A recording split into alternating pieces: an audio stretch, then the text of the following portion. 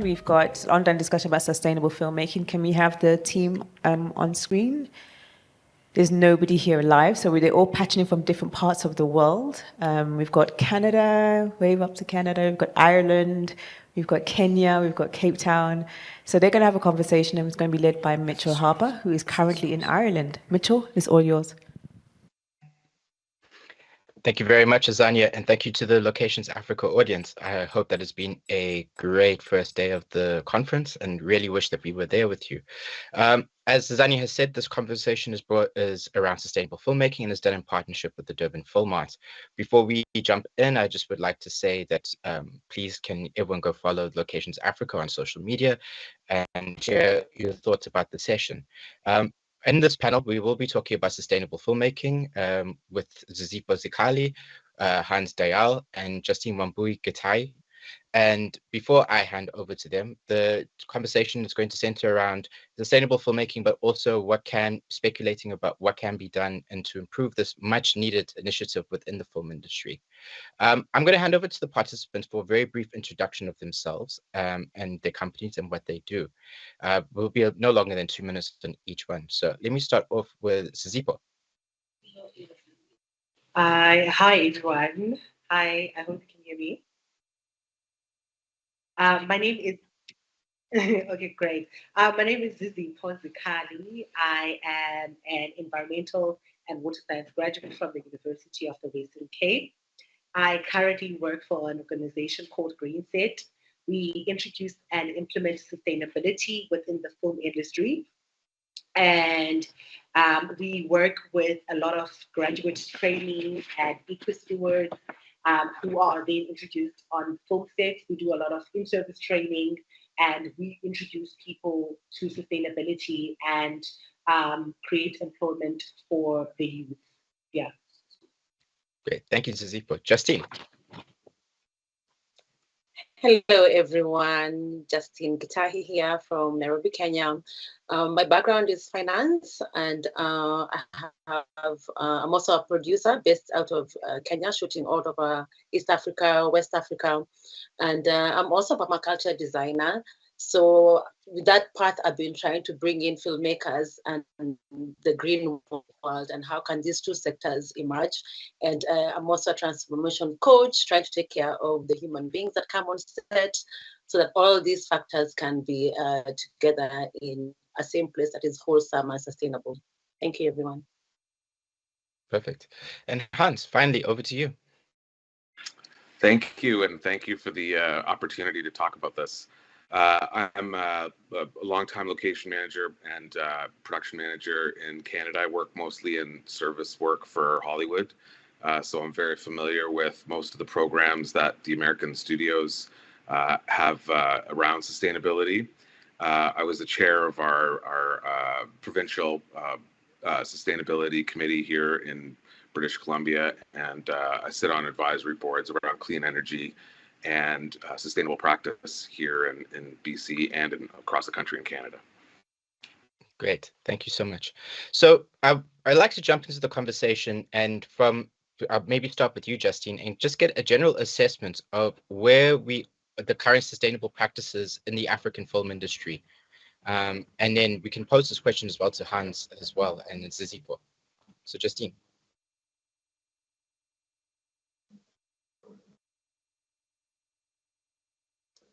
Thank you, Michelle. So the current practices that I've come across in the growing. So currently we are mostly in the awareness and creating knowledge and spreading out information to our filmmakers around the continent about what we can do. So that's about growing recognition of what sustainability's importance is, what eco-friendly practices we can use, and such as renewable energy and waste reduction. I have realized that in Africa, we currently are going through resource constraints. We have budget limitations that are driving our innovations and our investments, which is a big factor. However, we do have local efforts from each and every country that are being supported by commissions and environmental organizations to lay the groundwork for sustainable filmmaking. So as we go through this, we are comparing ourselves with the global global standards. So, for example, adoption levels in, for example, North America and Europe are much more than where we are. They have established guidelines and infrastructure to support sustainable practices.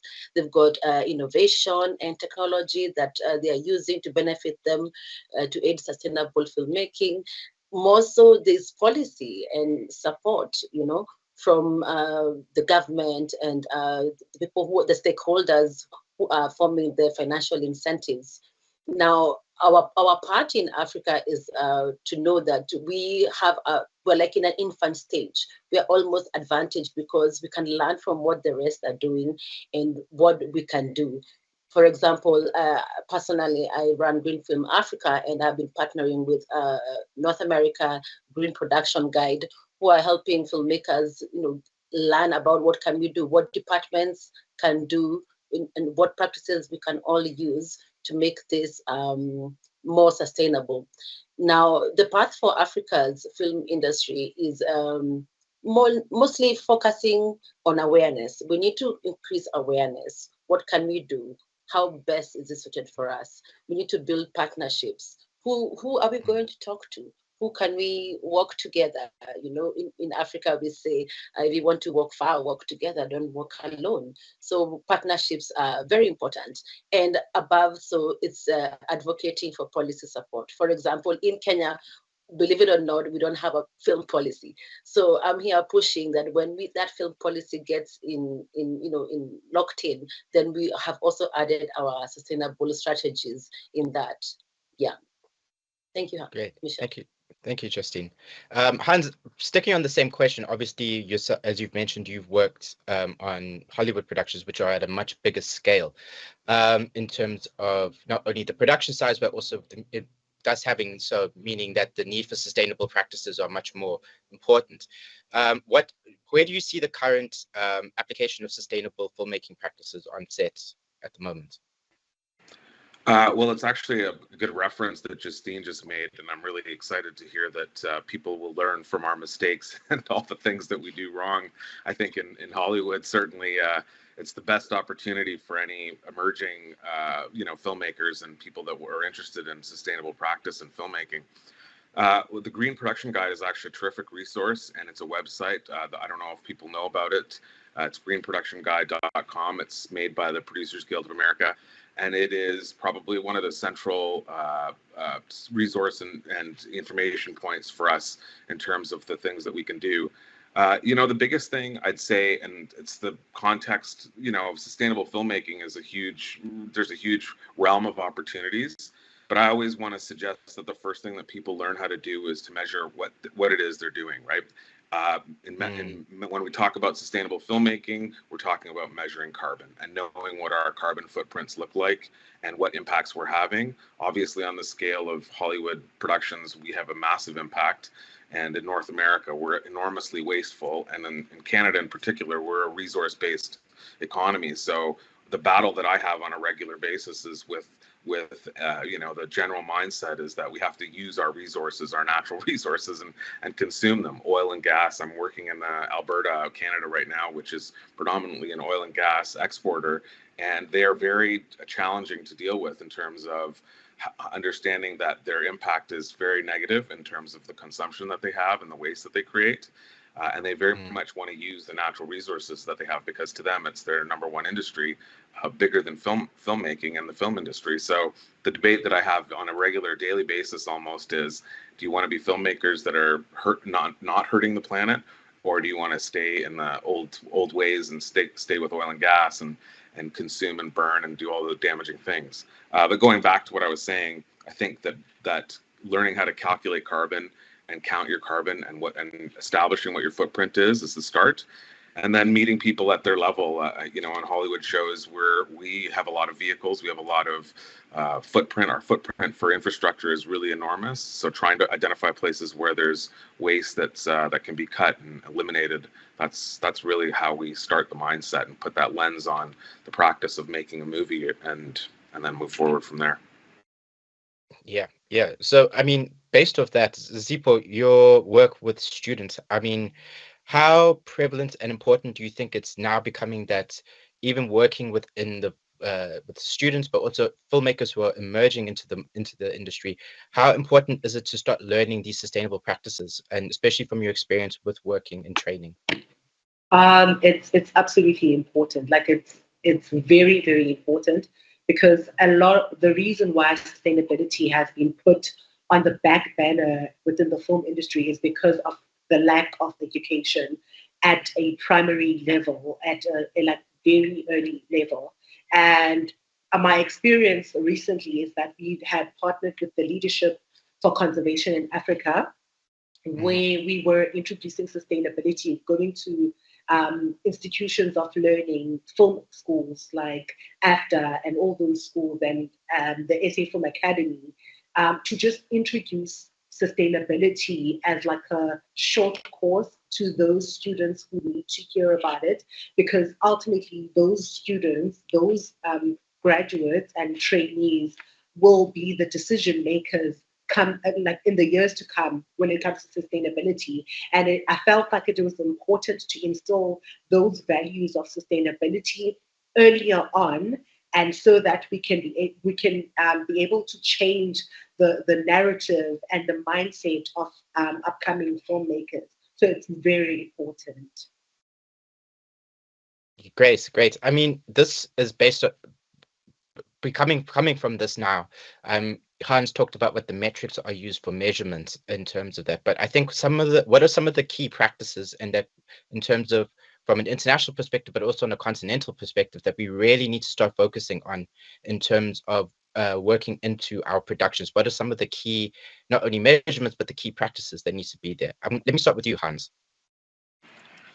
Yeah, I mean, I think it's hard. I've done a couple of talks in places like Australia and in Europe, and it depends a lot. That's part of the measuring question, I think. So when you measure and you realize what the biggest impact is to your carbon footprint as a production or as a norm on shows, you'll take an average. If you measure for 3 or 4 smaller shows, you start to see where the biggest impacts are taking place. For us, fuel consumption was the biggest. We live in a very vast space, and we're driving from a studio or an office or hotels to locations. And then we just watched how, if we could manage our fuel consumption better, we were reducing our carbon footprint. And those were some of the first places where we had a huge impact on our footprint. One of the great things that happened here, and it's predominantly in California, they're using it all over the place, is we started seeing the use of renewable diesel. And this is Second Life diesel. It's a product that's made from Second Life waste. And we replaced our diesel consumption with renewable diesel and watched our carbon footprint, almost go down by a third on a production. So you're looking for the opportunities, I think, to hit the biggest things that have the biggest carbon impact, and you're looking for ways to mitigate that. In places, I think in Africa, I would imagine that you're mostly coal-based. Your power grid that you're plugging into when you're working is mostly coal. If it isn't coal, and if it's solar and wind, then those are the places where you want to sort of start to move your how you're tying in, getting your power, how you're getting your energy. That's the biggest thing that you can do. Recycling programs and things like that on set are helpful. I call them gateway drugs for people to start to think about sustainability. You use recycling to make people think about waste and how they conceive of, you buy something, you consume it, and you throw it out. You're starting to think about sustainability. You're putting the lens on right away. So those are great things and techniques to start the conversation. But the biggest impacts come from the biggest things that you're consuming. And for us, it was fuel. For the most part in Hollywood, we've made the general assertion that fuel reduction is a big mandate. And it's great because the larger studios like Netflix, I'm working for Netflix right now, worked for Disney in the past, they've also identified that as the highest priority thing to work on, mitigate, eliminate, things like that.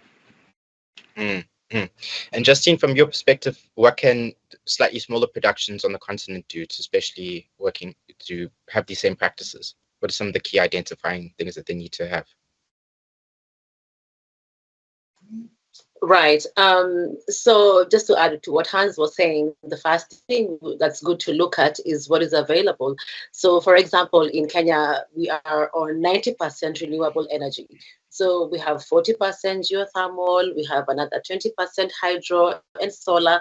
We are actually first world when it comes to that, you know. Mm-hmm. So what I try and encourage small productions is avoid the generator, you know, tap into the main grid. The main grid is already so green.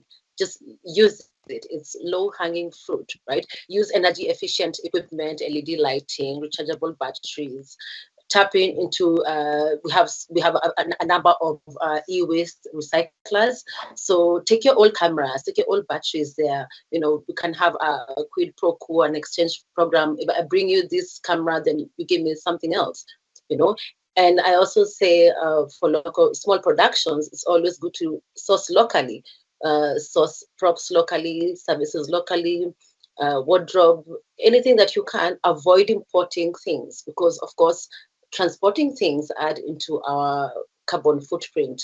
Waste reduction is a big thing, and I like to say I've realized within Africa we are sustainable in the sense that we use so many vehicles which are secondhand. We buy so many vehicles from the east that are secondhand.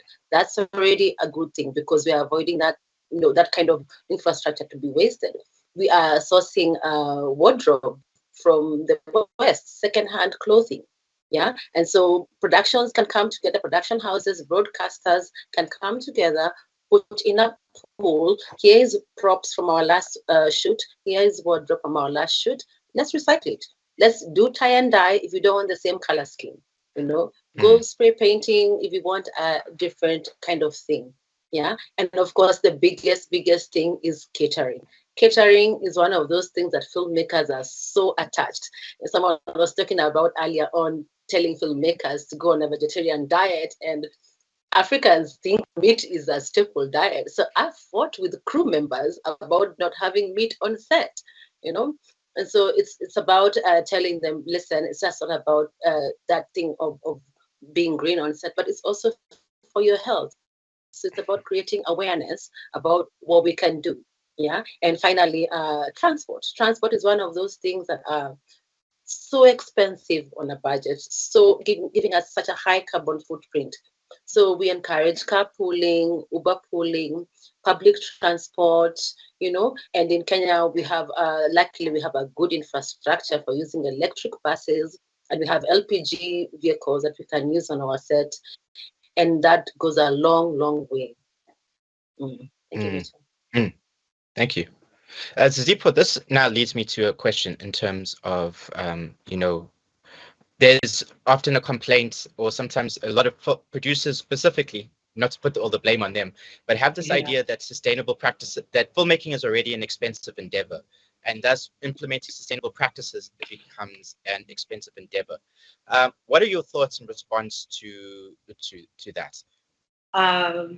Yeah, so I think that is a narrative that we definitely need to get rid of, because I've noticed that at the end of each production, we put together a sustainability report that then tells the production how much our carbon footprint was, what initiatives the crew participated in, what was done, and the cost savings of diversions from landfill. That's the first. The cost savings from the fuel savings. So, for instance, I'm working for a Netflix production called One Piece Season 2, and our base camp had generators have been replaced by a solar-powered battery storage unit, and that is going to continue over like 26 weeks. You know, there are 2 battery storage units that we got from Synergy, and the fuel savings that are coming off that can then be reason enough for people to choose sustainability. There is, with implementing these sustainable initiatives and these greener energy initiatives, there's a cost saving because you were going to pay for diesel in any case if you were using a generator on set. So I think that narrative is just coming from a point of not understanding what business as usual would have looked like. And so people will then think it's expensive, but it's normally sustainable initiatives are normally a once-off cost that will save money and also will be good for our environment. Agreed. That leads me to my next question in terms of that's something that was already on my mind, and I open it to all of you. What is the potential economic impact in both the short term and the long term for the film industry adopting more sustainable practices? I'd love to. I mean, first of all, I just am so pleased and just impressed to hear all of this that's happening, because we have our own ignorance about what everyone's doing in the world, and it's just so great to hear all this innovation. And I'm so grateful that you're learning. I hope that you're learning from our mistakes, like I said earlier. But I would say in terms of economic impacts, Zizipho said something very crucial. And the business case, I think, is really important to make about not just on a production to production basis, but as an industry. Most industries are wasteful, and they do have huge carbon impacts. And we work in a as much as it's a creative endeavor, it is a commercial business. It's a business. At the end of the day, you have to sell this product, and what we manufacture, what we make, is a product that can be made sustainably. And it's one of the few industries, the creative industries, is where I think you can have we can achieve as a net zero carbon footprint if we so chose to just harness our energy towards that goal. We can't do that in any other manufacturing industry. So in terms of the economic impacts, when you compare in Canada, for example, we compare, like I said, exploitation of natural resources versus doing something that can actually hit carbon net zero with your carbon footprint. I mean, the case makes itself. And watching on a smaller level, watching the work and the jobs that people can get from film production, it's a creative industry. People don't suffer for their health. They don't suffer for other things working in our business if they choose not to. I think those are the things that end up becoming more fruitful for a society, for community in general. And that's why I think advocating for sustainable practice isn't just a business case about saying, you're going to have a positive economic impact because the jobs that you create or the sales of the work that you're doing will create some great GDP impact. I think that just for quality of life. And I think the quality of life turns around into having an economic impact and a kind of a community impact that's higher, and greater. So the business case can't be made so simply, and you have to go to governments and you have to suggest that these are the reasons why, and then you have to study it and say, look, it's actually benefiting all over the place. It's not just benefiting in small pockets. We're now hitting a point in Canada where we're starting to see the impacts of climate change, and we're mitigating for them even in our practice of making a film. For example, we have huge variations in weather, for example, day to day. It changes the way that we plan our productions. When we're seeing that impact come from climate change, the mindset changes about what we're doing. We're no longer preventing, we're mitigating problems that are coming up because of climate change. That's very serious and depressing for a lot of people. So instantly the gateway into changing people's behavior is relating those two things and saying, look, we've had to change our production plan 3 times because of a storm that came in, and the storm was very intense and very unpredictable, and these are climate change problems. So economic impacts can happen, and the case can be made all the way across. I mean, now I'm telling governments when we go and meet with government, look, we're a very adaptable group of people. We're filmmakers. We can adapt very quickly and help contribute by being a job that's sort of able to manage within all these climate impacts. That's a sales point too for a community or for a politician or for a government. Totally. One of the things that you've mentioned, and I think that is a question that everyone is really on front of mind. What is the role of a film commission or a commissioning body's influence? Should they be playing more of an influence in making sure that sustainable film practices are integrated into the filmmaking? Zizipho, how would you feel about answering that? Yeah, sure. So yes, I think the Film Commission needs to have our backs when it comes to sustainability. They are the people who can help us in like just being rigid when it comes to sustainability and having sustainability not as an option, but as the mandatory like thing that needs to be a part of the film industry. And they do have the power to implement like laws and like guidelines in place which the film industry has to follow. I mean, if you look at a couple of years back, having a safety officer on a film set was not mandatory. Like it was just like an option. If it's dangerous, we will have someone who. Now, because of the Film Commission has been pushing for it, we have those safety plans. We have a safety person on set, and I think we can have a sustainability team or a sustainability person on each set. It's not a huge requirement, and with the help and the support of the Film Commission, that is something that can be achieved. Great. Before we start taking some questions and answers from the audience, I have one last question. Since this is a locations conference, how important and what are some of the cases that?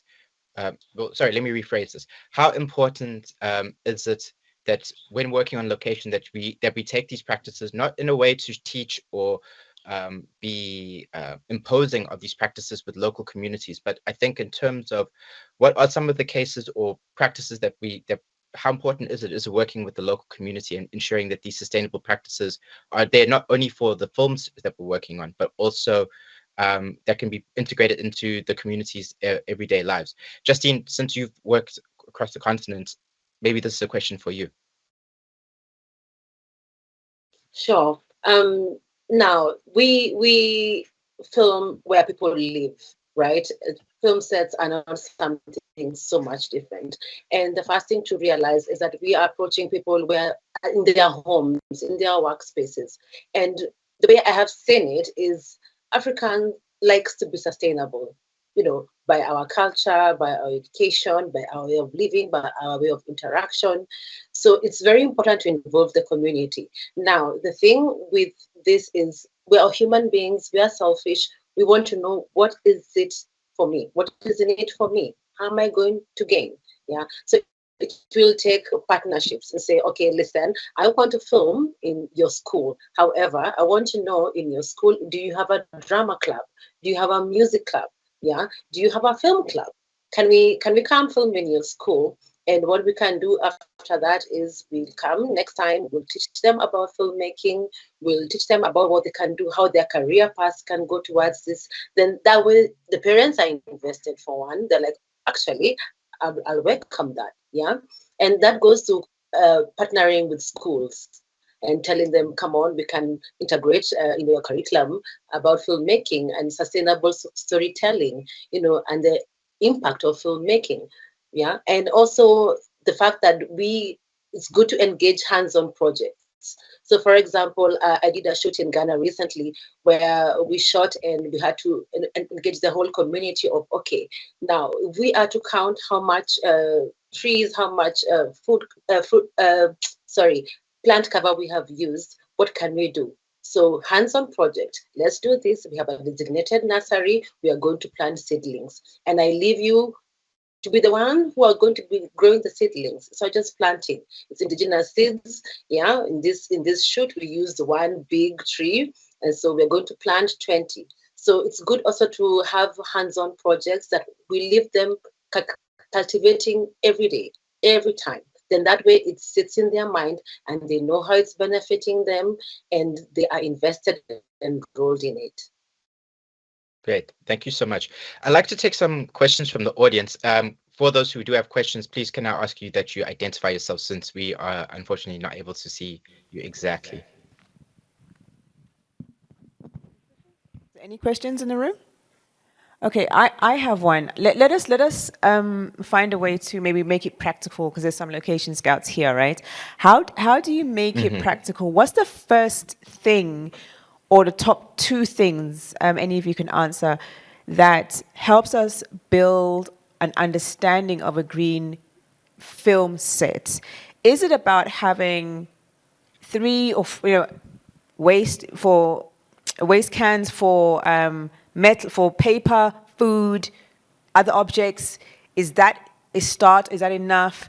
Is it about doing an economic impact assessment study at the beginning, and do you have to put money in for that? I mean, I know Blood Diamonds had to do that. They have to map, and the same thing, I think it was with Tor as well, as when they shot in Morocco. So I think it was Tor, I can't remember. But it was one of those kind of films. And they had to map out the beach and kind of replace their succulents, right? Because there were succulents in the environment, that to replace the succulents to kind of rehabilitate. And same thing with Blood Diamonds, that to rehabilitate that forest that they used in northern KZN. But for me, those are really high end. What are the top two things that a film set can do that says, I am walking in a direction of where the four of you want us to go? I think let me start. So in a South African setting, depending on the kind of environment that you're shooting in, I think EIAs, environmental impact assessments, are a good thing. They are amazing because I've seen instances where because we conducted an environmental impact assessment, we've had instances where we would leave the environment in an even better state through rehabilitation of the environment. And so that is an important component. But if you want to be sustainable, it doesn't only end with waste management and having the 4 or 3 bins on set.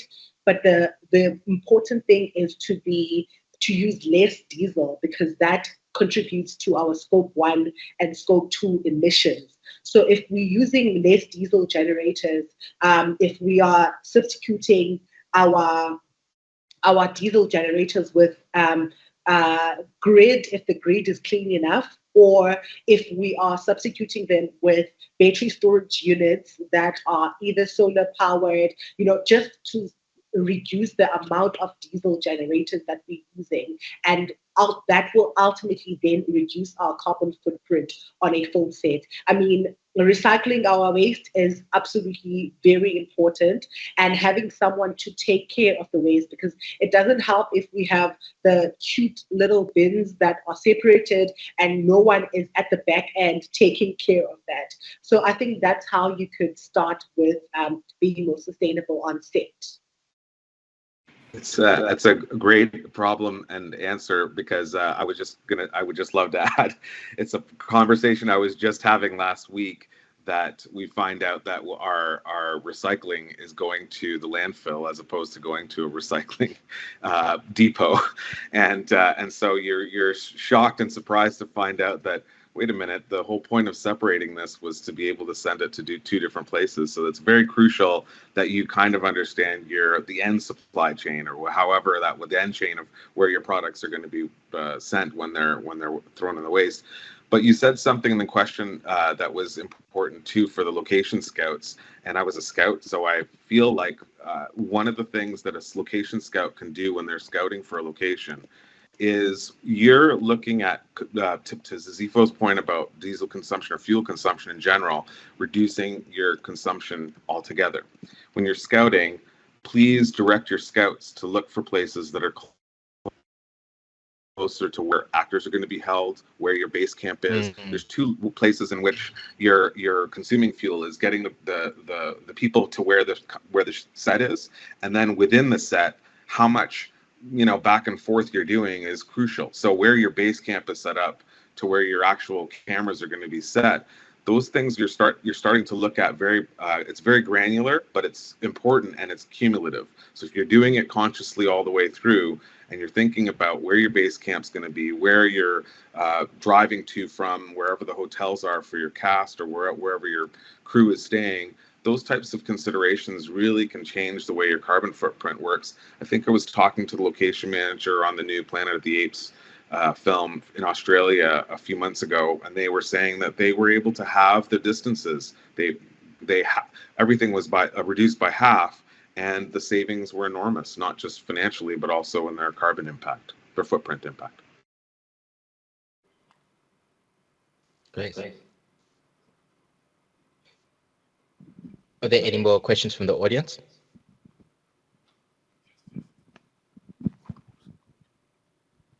Yeah, one impact which I don't think has been discussed that much is actually the positive impact on crew's health and mental health around this, because long travel times just increases fatigue and tiredness, and being around diesel generators is noisy, increases stress in people inhaling diesel fumes all day long. There's any monitoring of crew health around all this, and they're intrinsic with each other. Sustainability is both has physical realm and human. So, what is being done to map the quality of life improvements on crew and artists in all of this? I mean, it should be. Yeah, I love this question. In Canada and in the US, we're very unionized in the work that we do. So the unions have been very significant in trying to bring this to the table in terms of negotiating with the producers and things like that. Crew health is crucial, and it is a very taxing industry for people in terms of hours and the kind of work that we do. I think that personally, what I've seen for my crews that I've worked for me, as we've really implemented and kind of sometimes imposed these practices on shows, we've watched people be able to sustain their lives for 100 days or 120 days over the course of a production, and they're still pretty sparkly. I mean, Justine's great point about trying to tell people to not consume meat at the same level, or beef in particular. We've watched people just their health generally. You watch it, it's hard to measure, it's hard to really put a number to it and put a quantity to it, but I've watched it as a manager. Watching people's productivities stick around for 100 days on a shoot is pretty. 100 days is a long time to be shooting any kind of program, and I'm on a show right now where we're at day 100, I think, and we've got pretty heavy duty practices in place. The crew's still making it happen, and they seem pretty happy. And I think it's because we've adopted some of these healthier kind of ways of life around the way that we make the show, and it's very much instilled in the way that they live their lives, and they're changing their mentality about it. So I do think it's very important, and I hope that unions and organizations that represent the workers really do adopt these mandates, because I think it's significant and helpful. Yeah, I mean, unfortunately, we are just about run out of time. However, I'd like to ask all my panel members to just let everybody know how they can get a hold of you, just in case they want to integrate these practices into their work. Zizipho, let's start with you. So if you would like to implement sustainability within a production locally in South Africa, anywhere we can help, you can send me an email. All our details are on our website. Our website is www.greensafe.org, and you will find my number there and my email, and we can chat. Perfect. Justine. Yes, same as Zizipho. Our website is greenfilmafrica.com. My email is there. My phone number is there. We work in East Africa, West Africa, Central Africa. South is kind of taken, but we are happy to collaborate. So yes, jump to our website and reach through to us. Thank you. Finally, Hans. Well, I'm sure that you've got great experts in Africa already, but I'm happy to hear from anyone. You could probably find my information from the dgcgreen.ca website, so dgcgreen.ca. There's also Real Green, which is a program here through our Film Commission in British Columbia, and they can find me and reach out to me. But there's a huge number of resources that we have through both those sites. So it's Real Green in BC and dgcgreen.ca, and the folks there will put you in touch with me very easily. Yeah. Okay, great. Thank you so much to my fellow panel participants, Zizipho, Zikhali, Justine, and as well as Hans Dayal. And thank you very much to Locations Africa and to Azania and the team, and of course to the Durban Film Art Institute. And thank you to the audience for engaging in this really important conversation. I hope going forward we're all able to bring sustainability practices into the forefront of what we do. Thank you, everybody. Thank you. Much. Round of applause. Yes, thank you for that.